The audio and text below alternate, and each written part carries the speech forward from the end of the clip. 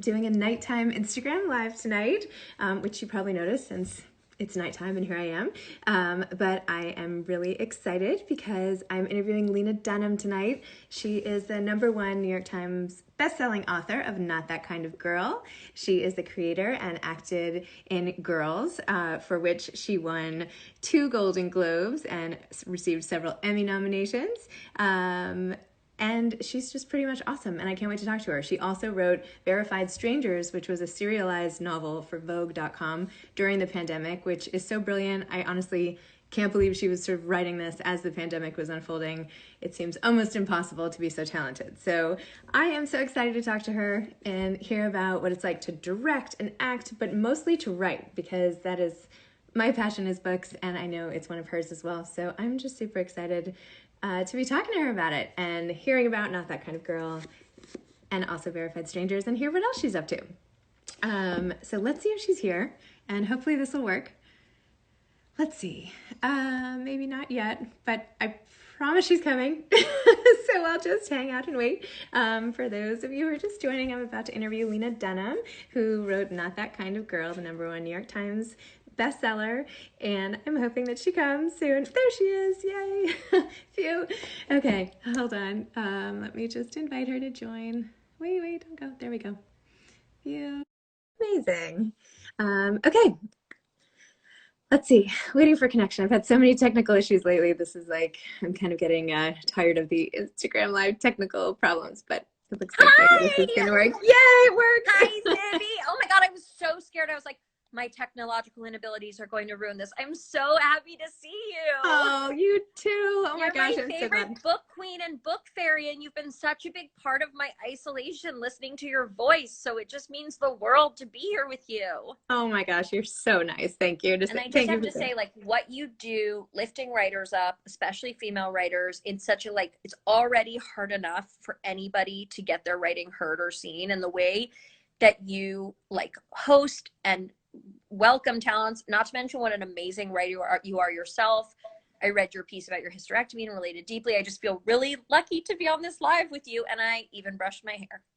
Well, if you brushed your hair, then I know it's going to be fun. Thank you for saying all, thank you for saying all that. That was really, really nice of you to say. So just like, thank you. And I'm so glad that you've been listening to my podcast through the pandemic. That's amazing. I love it. I love it. And I have been reading Verified Strangers, or I had read until it ended. Oh my gosh. I like cannot believe you've actually been writing that real time. Is that really true? It's like too good. That's so nice of you to say. And I reread it, and there are definitely some incredible clunker sentences in there. So thank you for saying so. But I have to say, like, my first reaction when I heard we were going to be stuck inside, and obviously we all thought it was going to be a shorter period of time at first. We were all like, oh, this will be a little experiment. Obviously, it's been much more complicated and tragic than that. But I just thought about the idea of serialized storytelling. I had just recently been reading about Charles Dickens and the fact that through the cholera outbreak of, I believe, 1854, he was writing a serialized novel. And it's informed so many, I mean, he did it. That's how Middlemarch was written. Stephen King's written that way. So it just seemed like an amazing thing to try, and kind of an Olympic exercise to put yourself through as a writer. And it gave me so much, like, I will never say a snarky word about a blogger, a journalist. They can say whatever they want about me for the rest of time. The amount of content those people are slamming out, I will never snap back. So, but how did you do it? Did you just decide, like, how did you even come up with the plot and the structure? Because there was so much, and the idea that the audience could weigh in. I mean, that was brilliant. Well, thank you. I just wanted to do something honestly.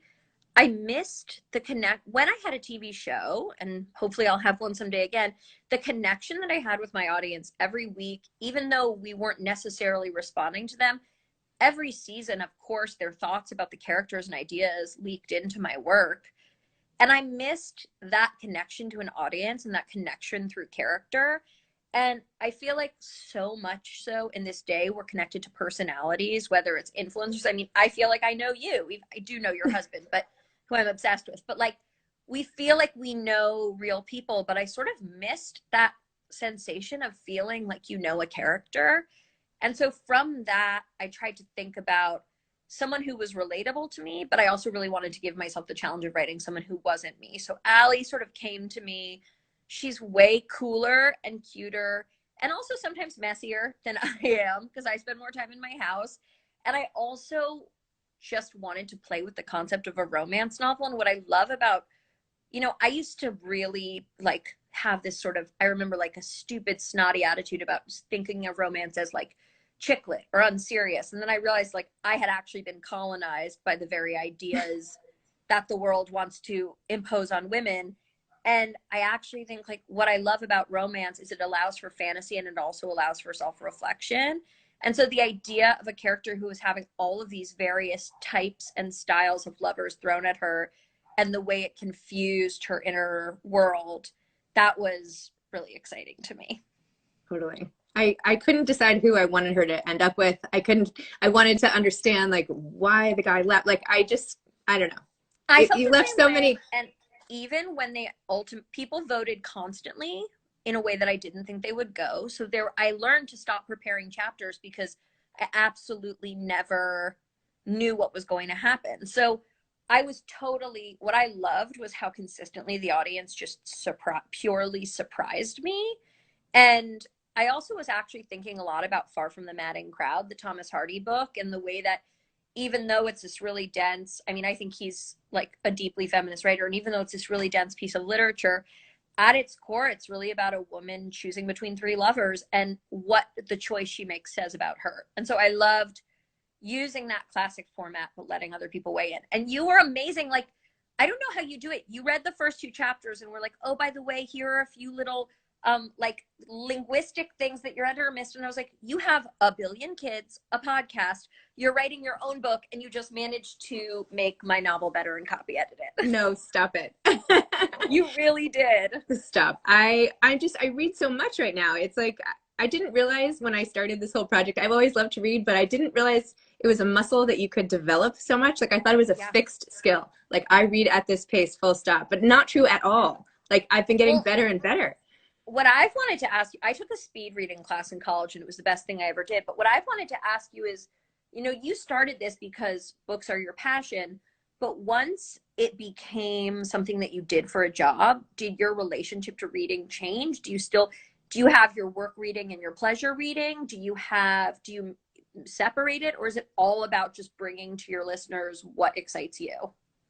It's all about bringing what excites me. I don't read anything I don't want to read. I mean, I don't know. I don't want to recommend things if I'm not excited about them too. And I mean, obviously I can't love every single book, and I'm sure you feel the same way. But there's something about it that really speaks to me. Maybe it's something really cool about the author. Maybe it's a unique structure, or maybe there's just always something interesting, I feel like. So, no, cool. It's not, I don't view this as work. This is like totally fun amazing for me. So, I mean, and it's funny, really I remember that's amazing. And like making your pleasure your work is amazing. And I also love that you're instilling like the fact that you like moms can read to moms don't have time to read.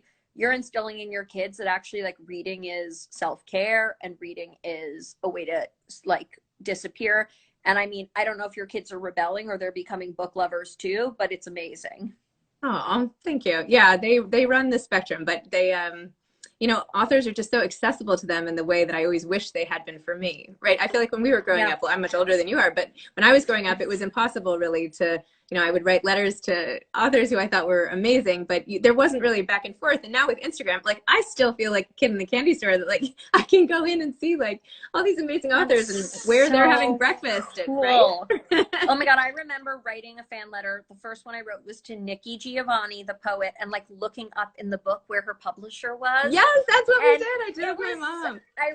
I wrote them to Judy Bloom. I mean, I was like, I will get into contact with these people. And did you ever get a form letter back and it broke your heart?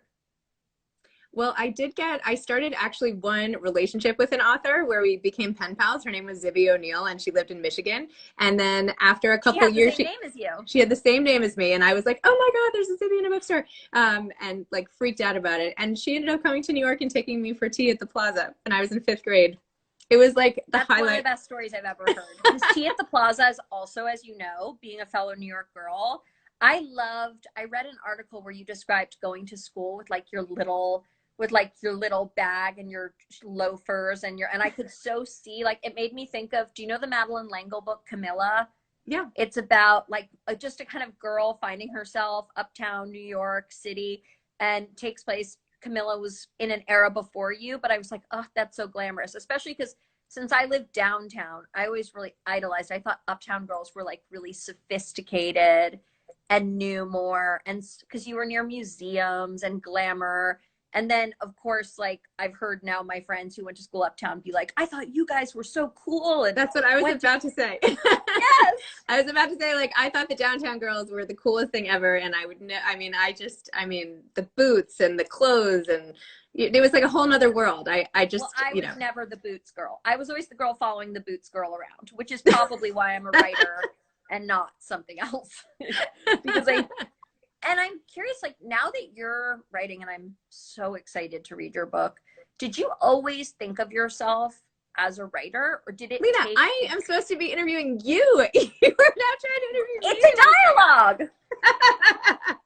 But so I'm curious. Did I always want to be a writer?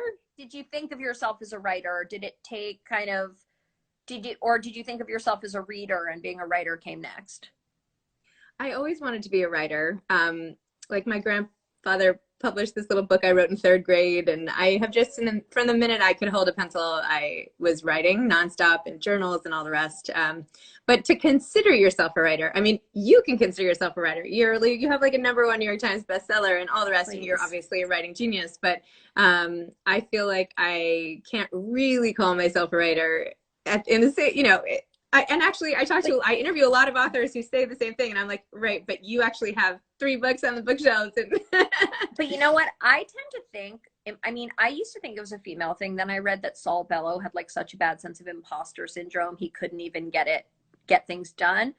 I mean, I just think there's something about, because it's such an impossible dream to have people read and relate to your work, it can be really hard to say the words, I'm a writer. Like, I know that it's definitely taken me time and effort to be able to really say, that's my job. And it's interesting when people ask me, what do you do? Even though I do different things, I direct and act, I always say writer, because I feel like writing is like the generative force behind all of it. Like, it's the thing that it makes the rest of it run. And like, I've never felt luckier than to have an imagination than in this time. And I feel like books and imagination are the things that are definitely getting me, besides my loved ones, are like getting me through this quarantine period. And so it's like, feels like an especially poignant time to think about and recommend books.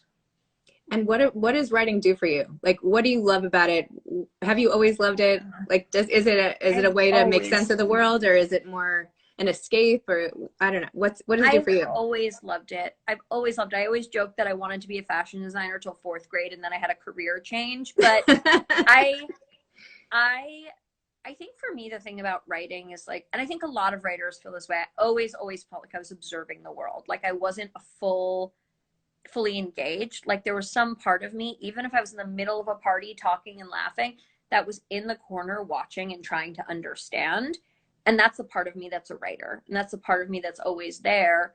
But also, when I'm writing is weirdly when I feel most present. Like, when I'm working on a new memoir right now, and it's almost like I can feel more present in my memories writing them than I did when I was in them. And that to me is like, it can be painful, but it's also the great gift. And the fact that writing always allows you, no matter where you are, to create. Like, when I make a movie, I collaborate with thousands of people, or a TV show, throughout the process. Your husband works in film. If I'm doing kind of a project that requires like online engagement, but you can write and literally suddenly live in a totally different space just by picking up a pencil. And I think I figured that out. Like, I wrote like a novel in 4th grade. Everyone has one of these. I recently found it. It was like about a boy who lived in the ruins in India, because I'd heard once there were some ruins in India. I did not do good research, and like has to save his friend from a snake bite. But I remember, like, I was in 4th grade and thought people didn't like me. And for that period of time, I was in the ruins with this kid who was lonely and but much more successfully adventurous than I was, and it gave me that sense of connection and purpose, and writing's done that for me ever since. And I think it seems like this is how it is for you. It's also a way to frame your experience and understand what you've been through, and also try to like reach a hand out to other people and ask, do you know what this feels like too? Because for me, being read and having someone understand, or exchanging a book with someone that we both love, reading someone else, like that's the way that I know how to feel understood. Absolutely. Yes. I think there's nothing better than sort of opening up how you feel and then just being like, am I alone in this, or does anybody else feel this way? Even like on Instagram, Exactly. every so often I'm like, am I the only one having a total panic attack about like crazy hornets coming to like invade New York City or something? That's like, can I really take 100% another thing? the Like, thing. why does this make me want to cry? And then everybody else is like, no, I get it too. But And I that's think the beautiful part of the internet, is that it's brought some of that connection. But like, you know, when I was a kid and I read Are You There, God, It's Me, Margaret, I was like, I didn't know other people had these thoughts. right. And that's Yes. the same way I felt in high school when I read The Bell Jar. And that's the same way I felt when I got older and I, you know, started engaging with, you know, same when I read, like I just reread Eat the Document by Dana Spiotta, like all these writers who I went like, oh my God, not to mention poets where I went like, oh my God, your brain is occupying this same kind of level. It's a place for us all to meet. And I think that's like, for me, what's so joyful about it. That's a great way to say it. It's completely true. Yeah, that's just how people, it's like the only way people can really like let their guard down and share what's going on and connect. Completely. And And it's I feel like, interesting because, you know, both my parents are artists. My mom's a photographer, my father's a painter. And I know that for them, those mediums do the same thing for them. And I love to paint and I love to watercolor, but like there's a totality for me. Everyone just loves their form of expression. There's a totality for me to the form of writing. And, you know, I just find books comforting. Like if you look around, you know, my room, there's just like piles of books and crap everywhere, just because it's like I almost need to organize them. Like, okay, my dramatic friends are over here and my funny friends are over here. And that's something that I can just like remember childhood for a moment. So I have everything from like the biography of L.M. Montgomery to, you know, a book about like, you know, neuropsychology, to one of my best friends, Bill Clegg, has a book coming out called The End of the Day that's gorgeous, and I just keep it by my bed because it reminds me of him. Like they're living all around me. I'm interviewing him. I'm excited. You are? Yeah, I He's one am. of like truly my best friends in the No world. way. And that book is so, have you read it yet? No, I started it and I read his first book, but not his second book. Have you ever read A Family's Incredible? And then obviously Portrait of the Addict. And he's been like a huge force in my writing life. Really? I didn't even know that. He's my first reader a lot of the time. And so what I love is I haven't seen him in 6 months now, but his book is by my bed and I literally like clutch it to myself. Oh, that's so nice. That makes me feel good. What are you literally reading right this second? I am reading Wally Lamb's I Know This Much Is True again because I'm interviewing him next week, which I'm really excited about. His Zibby, book. that's a good get. Yeah, I'm excited. I keep getting offered these like amazing things. I'm like over the moon these days. But his book is going to be this Sunday, the 10th, probably the day this is coming out. At night, his book is being made into an HBO limited series. So I'm going to watch it and then I'm going to interview him next week. He really is a big one for me because my grandmother, who was like my best friend, she was from Connecticut, the part of the world that Wally Lamb writes about, and she was obsessed with him. So to me, like, I remember sitting and taking her Wally Lamb when she like reading She's Come Undone and being like in 3rd grade and being like, I don't think this is appropriate for me, but I'm going to read it anyway. Like his books were had such importance in her house, and they meant so much to her because I think she felt very seen by him because he understood the psychology of the region she came from. And so Wally Lamb's a big one to me because to me, he was like the start of adult books. Like I remember a few of the writers who just like started off for me the idea of adult reading and how sneaky and proud I felt. And he's a big one. So that's an amazing one to reread. My introduction to adult books was Judith Krantz, because my mom would just put these like romance books by my bedside because I like would fly through all the kids' books. And yeah, I'm like, I can't believe some of the stuff I was reading. Oh, I like still think about some of the stuff. Like I just remembered because I rewatched this movie Susanna Moore has a new novel out, and my parents knew her, and so somehow I got my hands on In the Cut, which is like a sexual thriller that close your ears for a second, I think involves a woman having sex with a dog, but like definitely involves discussion of it. And like I recently rewatched the In the Cut the movie, and I thought, I cannot believe, I thank God fourth grade me literally just didn't know what any of it meant. And so I would sort of be like, that was that whole part was confusing, because thank God there was enough innuendo that I didn't know about like the full on S&M that was occurring. But I do love that my parents sort of went as like, my parents were strict about what I could spend on, and they were strict about what I could watch on TV. But when it came to the bookstore, especially like the Strand, literally nothing was off limits. Like if I came up and I was like, I want to read this history of modern nudes, they were like, okay, because they just couldn't see what could be bad about a book. And if I had questions, and so that's like, for better or worse, kind of what raised me. And I was just remembering, did you ever go through the phase where you read One Last Wish books, like the ones about all the girls with terminal illnesses who go to camp to like have a last wish? No, but I wish I had. They were like teenage romances that took place between like a kid who had leukemia and a kid who needed a heart transplant. And they were like these tragic kind of teenage Nicholas Sparks doomed romances. And they were my obsession. Like for whatever reason, all I wanted to read about was kids with grave illnesses falling in love at camp. And it was like, I would dream about them at school. I mean, and now I look back and I'm like, that is the craziest genre, especially because it was meant for kids, but there's something for everyone. No, I was all into Sweet Valley High, and like I'm like in a different generation here, but the books I wanted to read were like perfect blonde high school prom queen in like somewhere random. Like a life that I was not ever gonna live. I loved that too, and I also had every single thing in the I had every single book in the Babysitters Club series. My favorite, which I still reference a lot, was a one called Boy Crazy Stacy, which was about when like Stacy had too many crushes and it turned into a problem. I also remember thinking kids are so weird. Like I thought Stacy was cool because she had diabetes, and I was like, Stacy's special because she has diabetes.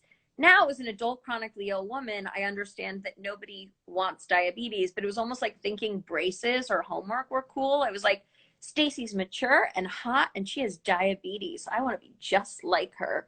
So maybe you had some sort of like premonition, or that something was off, or you were trying to work through some sort of medical. No, so seriously. But I was like, God, I feel like a real Stacy. And then I recently mentioned it to my friend, and she was like, oh, I was a Claudia because she wore funky earrings and loved junk food. Like the things we remember are amazing. How is your health? Are you feeling okay? I'm feeling really good. Thank you. I'm home in Los Angeles, which has been amazing, surrounded by my pets and my books. I swear this sounds crazy, but I was living in a rental house in London and very lucky to be there for work. And, you know, I brought a pretty substantial stack of books for travel, 20 or 30, but was reading a lot on my Kindle, which I do adore because it's a magical window into all books ever. But I swear that when I get back into my house and my books are on the shelf, the stabilizing effect, and the first thing I do is like walk around the house and just shuffle them into nonsense piles. Like, only I understand right now why the books that are in a stack over here, it's like so random. Like only I understand why a book called No Happy Endings is next to The Land of Men, is next to like the new Susan Orlean book, except it's just about a feeling, and that's like where I know they must be together. I feel like I gave you some of those books, didn't I? Yes, you did. Some of them, oh my God, some of them are Zibby books. Hold on 1 second. I'm just finishing up an Instagram Live. I just got a knock. I think it was my dog being naughty. Oh my gosh, too funny. But you did, and I have my tote from you, which once I can leave my home again, will be full of groceries.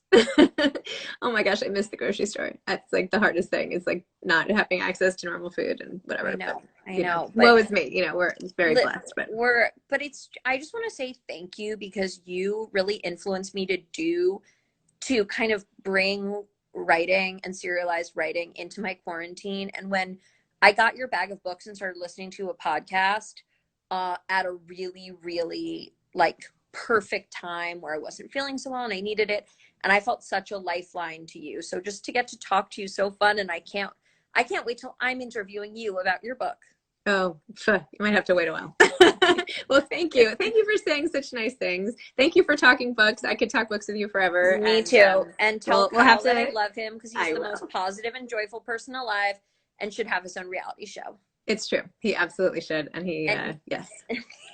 You're the best, Zibby. Thank you so much. Thank you, Lena. Thanks for coming on. Soon. Bye. Okay. Bye. Okay, well, that was fun. Oh my gosh. Thank you all for watching. This will be a podcast that I'll release on Moms Don't Have Time to Read Books on Sunday, on Mother's Day. So until then, I'll be doing more live podcasts tomorrow. And for anybody new, my podcast is Moms Don't Have Time to Read Books. And I do a live show daily at 11.